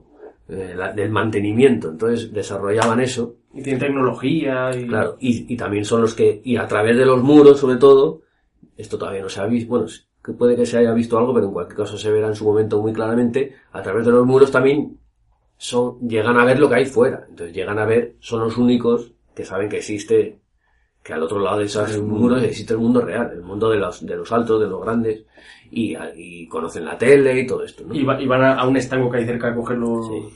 Claro. Luego con el tiempo también me he dado cuenta del verdadero homenaje que haría, que esto seguro que estaba, porque vamos, porque es que lo han editado hace poco, esta serie que se llama Los Hombrecitos. Que esto es una serie que lo publicaron aquí en una época cuando sacaron una revista que se llama Spirú Ardilla, que era la versión del Spirú, que lo publicaron aquí cuando yo era pequeño, que también me pareció la cosa más maravillosa que había visto en la vida. Que eso luego, vosotros que sois más jóvenes, eso luego desapareció y con el tiempo apareció como una nueva versión, una segunda época que se llamaba Fuera Borda, algo así. Sí. Que ya lo publicaba Bruguera y bueno, en esencia era la escuela franco-belga y eran los tebeos de Spirú, los de Spirú Fantasio, pero 1000 series que había ahí, yo qué sé, Tiffy Tondu, Kenna y el Sacramús. Tú eso lo estás recuperando ahora. Todo eso lo están sacando. Bermudillo, todo esto. Sí. Pues todo eso lo leí yo de pequeño. Y Los Hombrecitos es una... Claro, es la típica historia franco-belga, sin pie ni cabeza, pero que da un marco de inicio conceptual para ya convertirse en una cosa muy atractiva. Luego los guiones, pues bueno, tienen bastante la chorrada, pero esto es unos tíos de los habitantes de un pueblo que no sé qué pasa, algo radioactivo, no sé qué, un experimento, no sé qué, que de repente todo se vuelve pequeño. Todo esto solucionado en media página sin complejos, ¿no? O sea, sin explicación ninguna. De repente se convierten en los hombrecitos. Y no se sabe también muy bien por qué, porque como es en un complejo tecnológico, científico donde ocurre, pues como que también tiene una predisposición hacia la técnica. Entonces, estas historias eran de eso, como unos hombrecitos que tenían una especie de naves, de aviones acojonantes ahí, todo esto al tamaño, bueno, como el micromundo.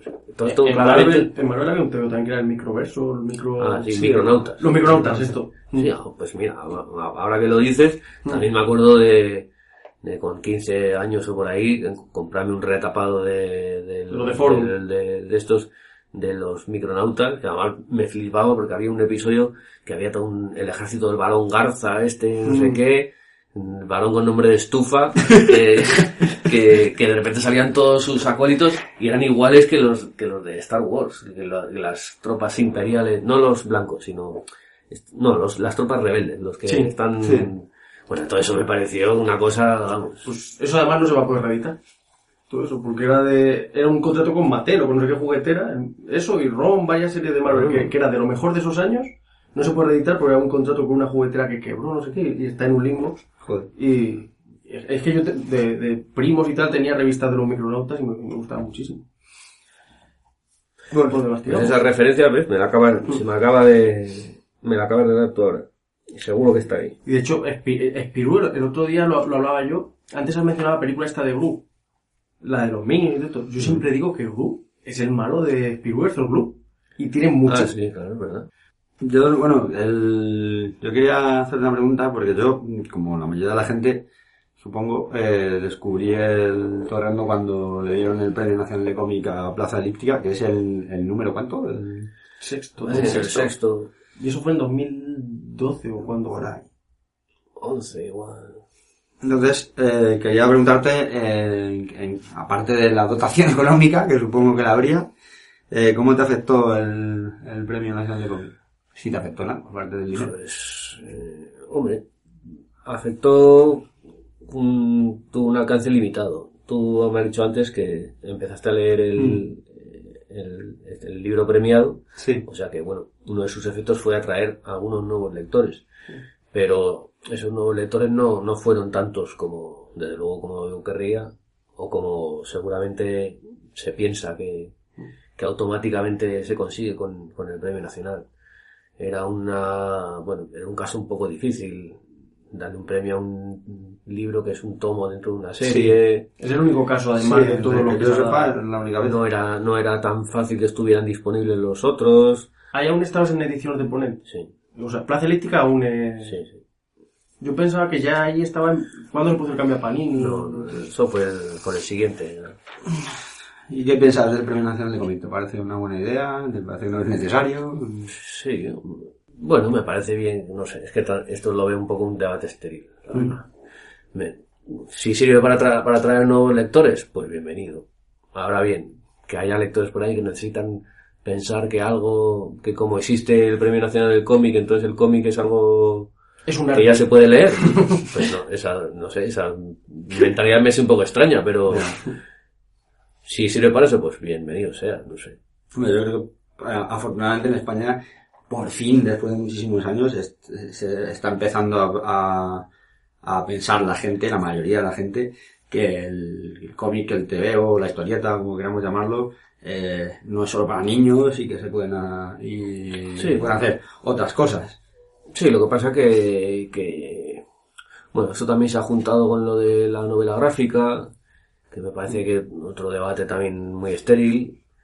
Entonces, lo que pasa es que como, por otro lado, está claro que el lector medio ha ido bajando su nivel de exigencia. Me refiero al lector universal, no lector de cómic. Yeah. El lector de cómic nunca ha tenido ninguna exigencia.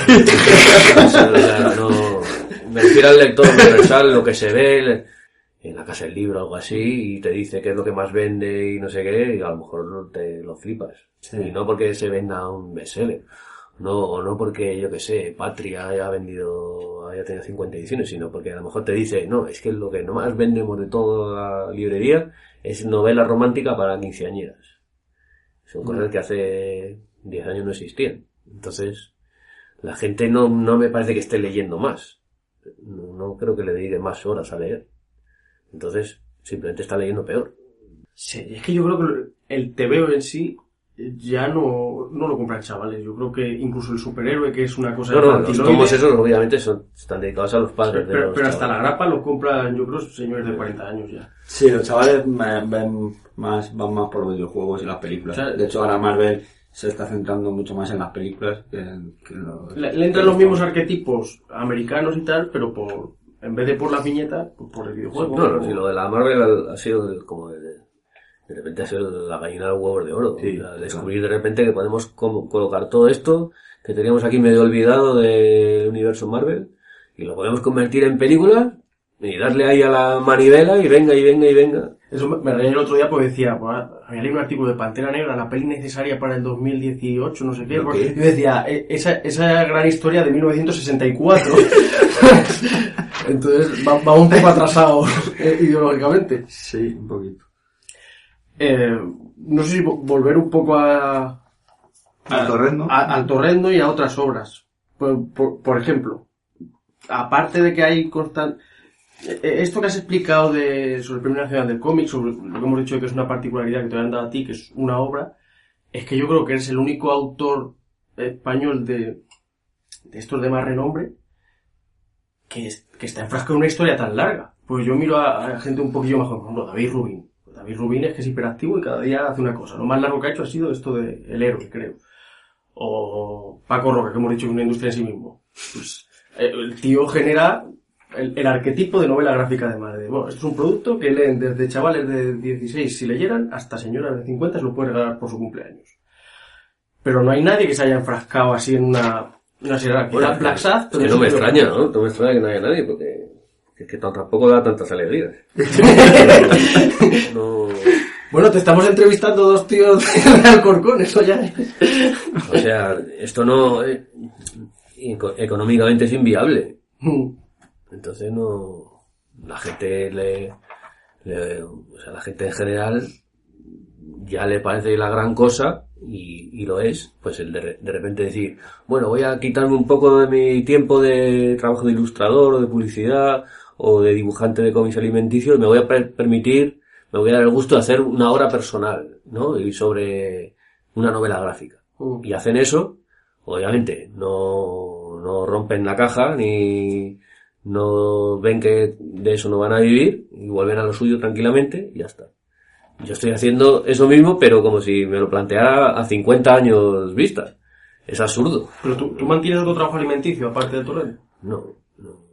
Vamos, cuando me encargan alguna cosa y eso lo hago, pero vamos, no tengo un sueldo asegurado y esto obviamente pues tampoco me da, pero vamos, tampoco tengo muchas necesidades, me lo puedo permitir, vamos. Entonces, con la mayor parte de la gente ni se lo puede permitir. No se puede permitir un nivel de ingresos paupérrimo. Y además, ¿para qué van a estar 20 años haciendo la misma historia? No. Para mí esto es una cosa, no sé, tiene que ver con la infancia igual, o con la idea de un folletín que no acabe nunca. Me gusta que sea una cosa ambiciosa y que siempre vaya creciendo, Pero vamos, comprendo perfectamente que otra gente no lo haga. A mí también es que yo he llegado a un punto en que el TVO, la verdad, hacer TVO me cansa. O sea, ya es mucho trabajo. Entonces, tengo esta historia, pues ya voy a seguir. En el sentido de que ahora, ¿para qué me pondría yo a buscar otras historias o sea, novela gráfica? No me interesa directamente.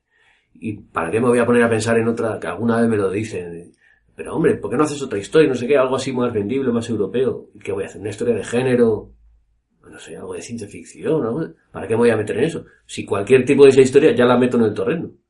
Pero además meto otras cosas y me lo paso bien y cambio y no sé qué. Y todo va englobando y va creciendo ese mundo. ¿Para qué voy a...? Pero, ¿cuánto tiempo tienes pensado que dure el torrendo? ¿Ves un final? Un horizonte. Es que esto al final es a la busca del tiempo perdido. Sí, no creo que... Eres un Proust con Lilliputienses. Hombre, yo querría acabarlo, pero tampoco las tengo todas conmigo.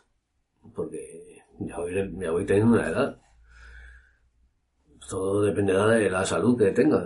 Por ahora, si todavía no he acabado la primera parte de... O sea que eso hay que explicarlo para los... Primera de varias partes. Hay que explicarlo para la gente que nos esté escuchando. La primera parte es la historia del sótano. Volumen 1. Es la historia del micromundo. Sí. Y esto todavía le es queda... la historia del micromundo en su situación original. Todavía le queda... Bueno, quedan dos libros. El que vas a sacar ahora y otro. A ver. O el que vas a sacar ahora y otro. El que voy a sacar y otros dos. Al final serán por 6 desgracia.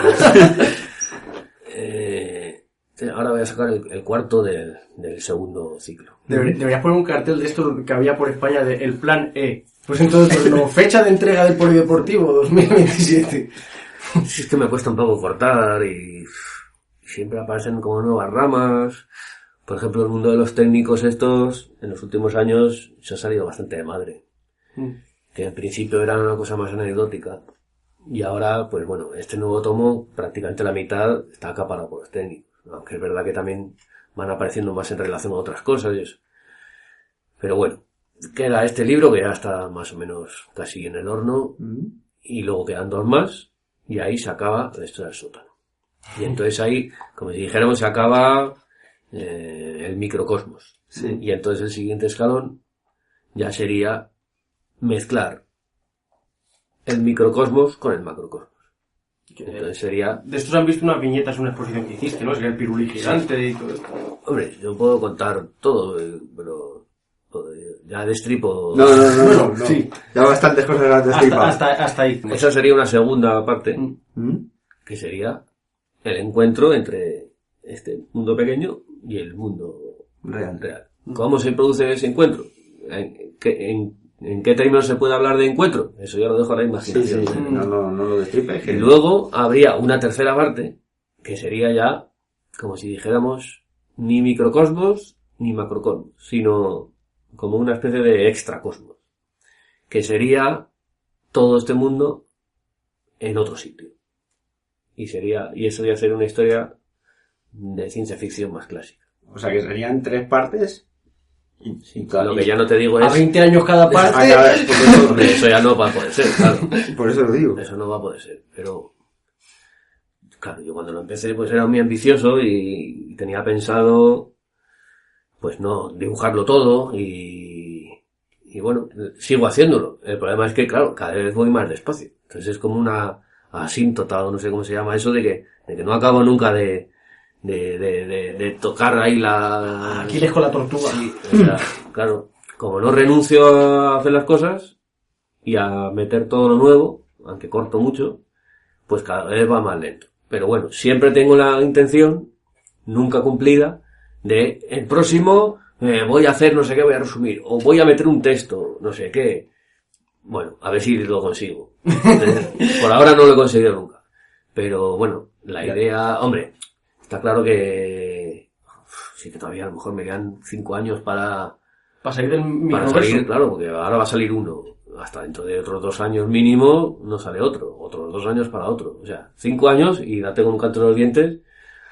Otros 2 tomos de 250 páginas o por ahí y ya liquido el sótano. Vamos, que es una obra para toda la vida. Ya está. Sí, y cuando acabe eso, entonces seguramente diré, me lo tendré que plantear. Dejo el torrendo. Tendré que llamar 50 palos y tendré que decir, no lo querré dejar, pero tendré que decir, mira, que hay que elegir, o sea, hay que sintetizar y esta segunda parte de cuando el micromundo sale a la realidad, pues va a haber que resumirlo, va a haber que de vez en cuando meter largos trozos, a lo mejor de texto con ilustraciones, va a haber que meter a lo mejor mucho trozo de diálogo haciéndolo muy en plan esquemático, como estas cosas que estoy probando ahora con esto del epílogo, todo esto.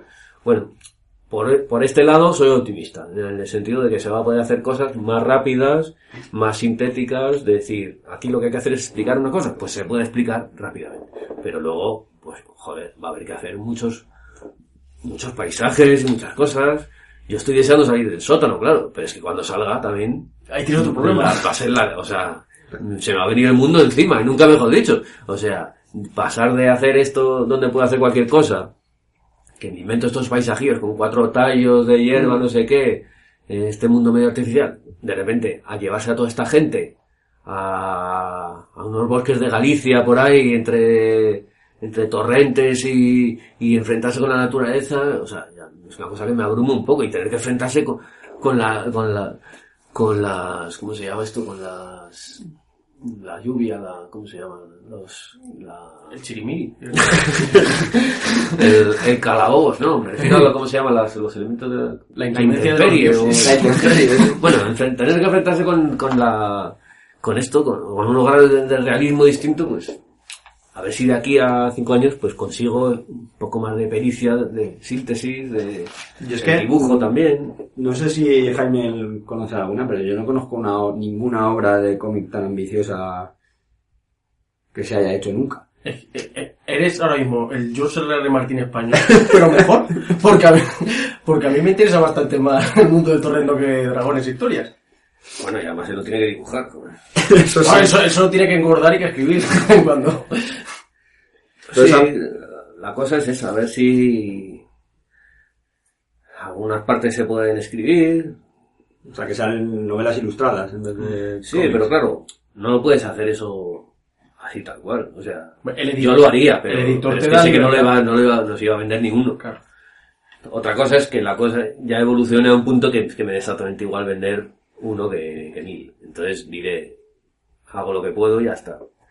Pero mientras pueda dibujar algo, pues, hombre, es que también para mí el cómic tiene una magia peculiar que no tiene el libro ilustrado. No tiene ni por asomo. Yo por mí lo dibujaría todo. Pero claro, entras en deseos que son imposibles. Si fuera por mí también, dibujaría 1000 veces mejor. Y lo dibujaría todo como Moebius. Y no habría nunca la más mínima vacilación en la anatomía de los personajes, no me quedaría nunca nada ahí como medio que me pasa continuamente, de decir, pues esto no ha acabado de quedar del todo bien, pero con eso ya tienes que contar. Y la capacidad de aprendizaje pues no es algo infinito, por desgracia. Al final vas a necesitar, como hacen los japoneses, el estudio Valenzuela, que es un tío que te hace los claro, fondos, otro que te... Es ideal, pero es que eso no se puede...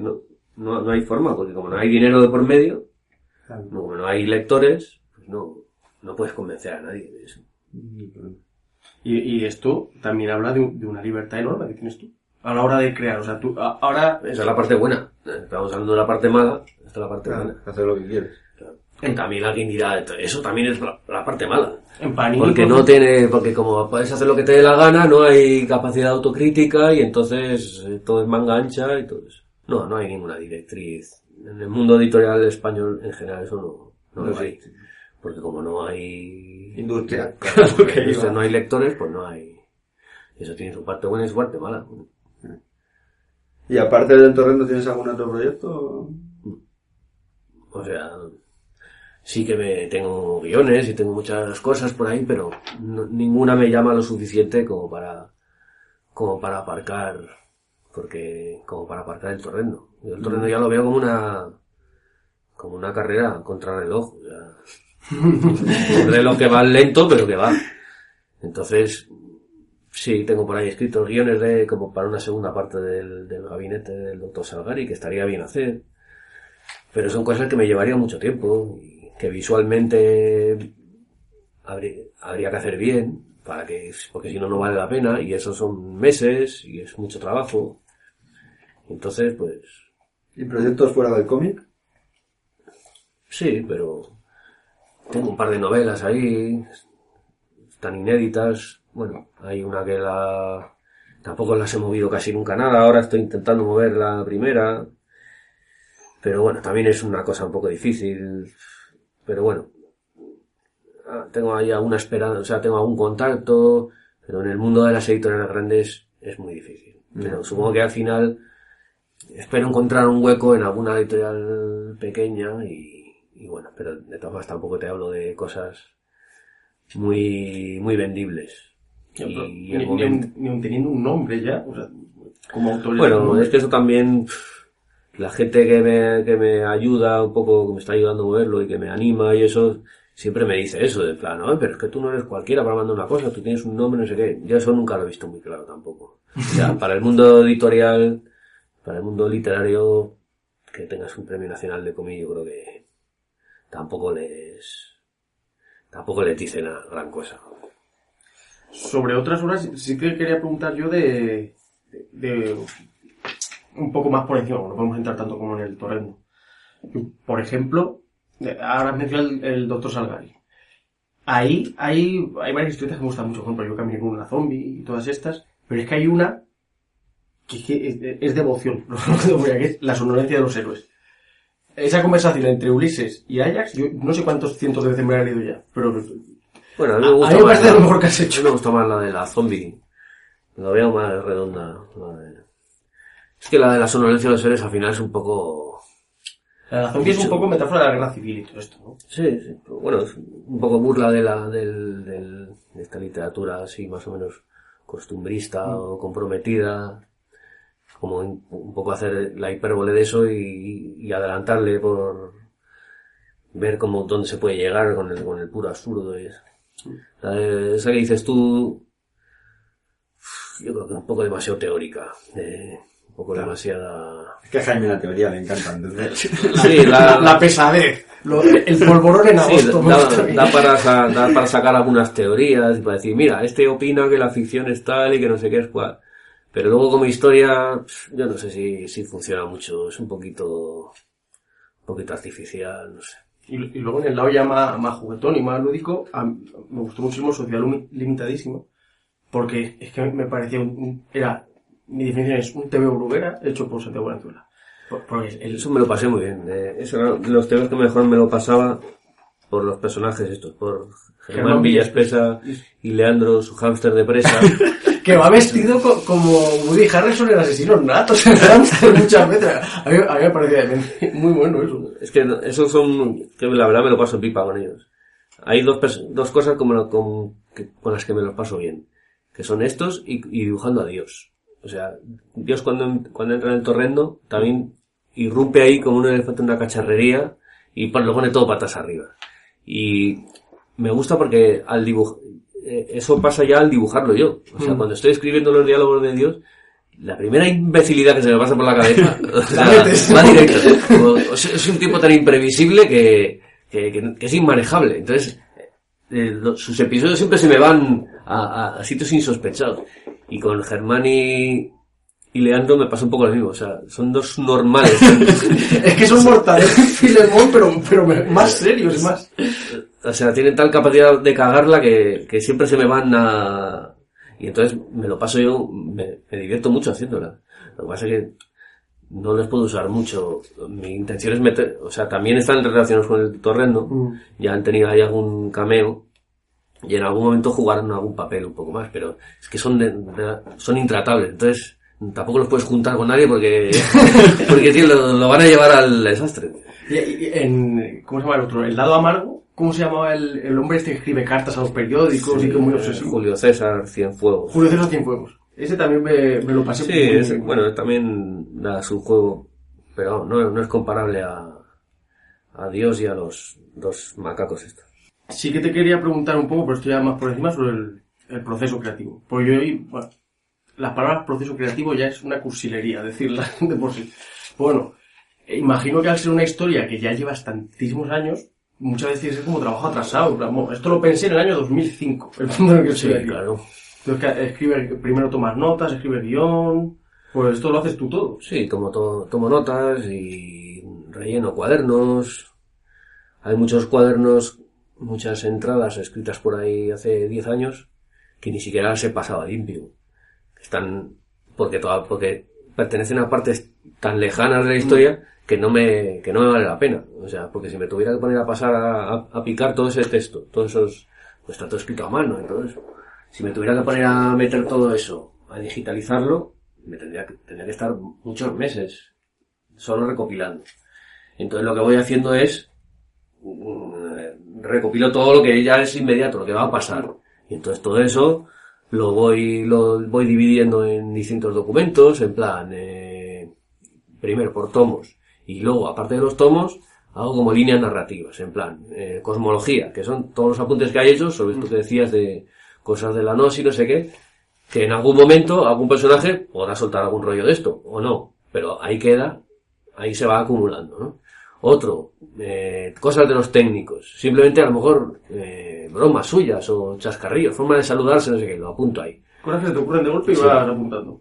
Pero claro, muchas se refieren a tomos que están por venir. Luego, por ejemplo, hay un archivo que se llama La trama técnica, que son 100 páginas, y que son toda la evolución, que eso es una cosa que es lo que te decía que se ha ido de madre en los últimos años. Pues eso es toda la relación porque claro, todo este mundo técnico, como esto es un rollo un poco fractal de ir completando todos los huecos, pues al final el mundo técnico, claro, también ha habido que inventarles todo un sistema político, esta especie de democracia perfecta, numérica, no sé qué, que está un poco basado también yo creo que lo hice antes de leerlo, porque también es una cosa que sale automáticamente. En una novela de Úrsula K. Le Guin, es esta de Los Desposeídos. Ah, sí. Viven todos en un planeta donde se les bautiza con un nombre que sale aleatorio, una combinación de letras. Pues esto es lo mismo, pero con números. Y hay un número fijo de población que, claro, también remite a la República de Platón, la República Perfecta, los 10.000, no sé qué, que a su vez, por supuesto, estaba basado en la Constitución espartana, la Constitución no escrita, y de ahí te lleva a la figura de los éforos estos malvados espartanos, el poder en la sombra, que a su vez lleva al Comité de Salud Pública de la Revolución, que también era un poder fuera de la ley, que está inspirado en los éforos espartanos. Entonces todo esto, casi sin comerlo ni beberlo, de repente te encuentras con, pues eso, la trama técnica, un tocho de 100 páginas de Word. Otro documento que se llama directamente Tecnos, 500 páginas de rollos y ahí está explicado toda la constitución de los técnicos. En plan, las asambleas una por una. La asamblea de los 10.000, que está basada en el gobierno veneciano. Que había efectivamente una asamblea de los 10.000 en Venecia, que eran todos los ciudadanos con no sé qué propiedades. Bueno, después viene el milenio, después viene la centuria, después viene la academia, que son letras, que de ahí viene la palabra variable, ¿no? Mi variable es mi ministerio, la variable es una letra. Bueno, todo esto, pero todo esto lleva al mismo tiempo a cómo se han creado estas instituciones, cómo funcionan, cuáles son los órganos de decisión, cómo se elige a uno para la academia, todo eso, porque claro, al principio, primero había una teoría de que se iba avanzando, como desde la Z hasta la A, pero luego todo eso hay que abandonarlo porque no es viable, porque no es una, no sé qué. Y luego todo esto, insensiblemente va precipitándose en una especie de poder en la sombra, que es otro tópico de la ciencia ficción, que es como el poder detrás de todo este mundo tecnocrático y mecanizado, lo que hay es la pura arbitrariedad de 4 tíos que están perdidos en un rincón remoto del sótano, que son los que lo deciden todo y todo esto. O sea que todo lo tienes ya pensado y escrito, prácticamente. Bueno, muchas cosas. Luego hay muchas otras que no hay nada. Simplemente sé que va a pasar esto y esto, pero está sin desarrollar. O sea, lo que es diálogos y eso, hay muy poco. Eso lo voy escribiendo. Hay cosas. Incluso hay chistes. Hay chistes que me río ahí, me parto de risa, pero que no lo voy a poder hacer hasta dentro de 10 años. Claro, y cuando llegue diré, pues vaya soplapoller. Esto tampoco tenía mucha... Bien, lo dejamos aquí. Vamos a... No te vamos a robar más tiempo. No te vamos a robar más tiempo, bastante ya. Bueno, Muchas gracias. nada, a vosotros. Y bueno, siempre decimos, tenemos la broma de señores de X sitio de la editorial de Astiberri, patrocínennos. Sí, de todas las que hemos dicho, En patrocínennos. este caso quiere decir, señores escuchantes, compren TVOs del Torrendo y compren TVOs de Santiago Valenzuela. Que esto, yo siento como cuando veo un TV de Carlos Jiménez, digo, ya no me va a gustar porque ya está viejo, pero me lo tengo que comprar porque este nuevo va a repercutir en él. Pues voy a comprar TV de Santiago Valenzuela, que es un gran autor. Efectivamente.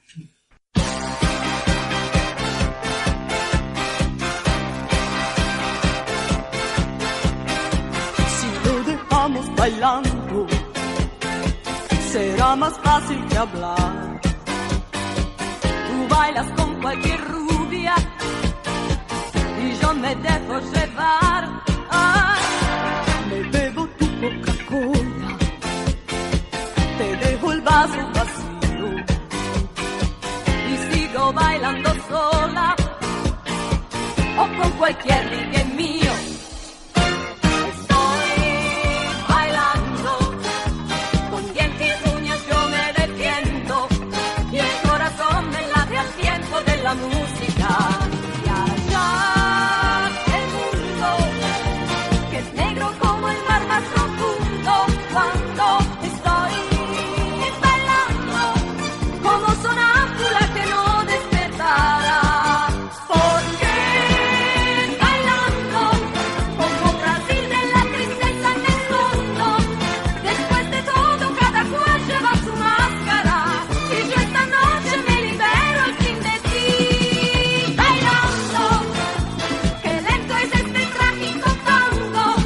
Después de todo cada cual lleva su máscara y yo esta noche me libero al fin de ti. Bailando.